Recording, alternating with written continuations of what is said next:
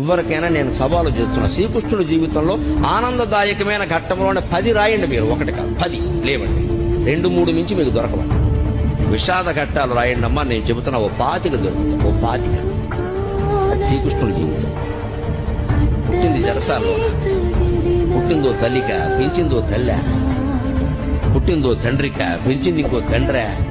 అందులో పెంచిన తండ్రికేమో వీడు తన బిడ్డ కాదని తెలుసా, ఆ తల్లికేమో తెలియదా? ఏమి జీవితాలు? అవునడానికి లేదు, కాదనడానికి లేదు. నిజం ఒకటికి తెలుసు, నిజం ఇంకోళ్ళకి తెలియదు. కానీ పెరిగాడు మహానుభావుడు. పుట్టగానే చంపేస్తారనే మేనమామ. మనం ఎంత అదృష్టవంతులు ఉండే అటువంటి మేనమామలు మనకి లేదు. పుట్టని చంపేస్తారనే మేనమామ కత్తెట్టు కూర్చున్నాడు ఆ జైలు దగ్గర. అదే శ్రీకృష్ణుడి జీవితం. విస్తార పురుషుడు అంటున్నారు కదా. మరి ఇంత భయంకరమైన జీవితంలో కూడా భగవత్తత్వాన్ని వ్యక్తం చేసిన మహానుభావుడు శ్రీకృష్ణుడు. కృష్ణం పొందే జగత్. పరిత్రాణాయ సాధూనాం వినాశాయ చ దుష్కృతాం ధర్మ సంస్థాపనార్థాయ సంభవామి యుగే యుగే.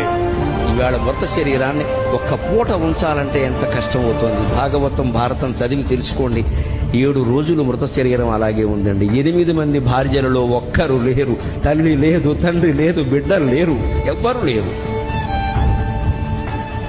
మన భాషలో చెప్పాలంటే దిక్కుమాలిన మరణం.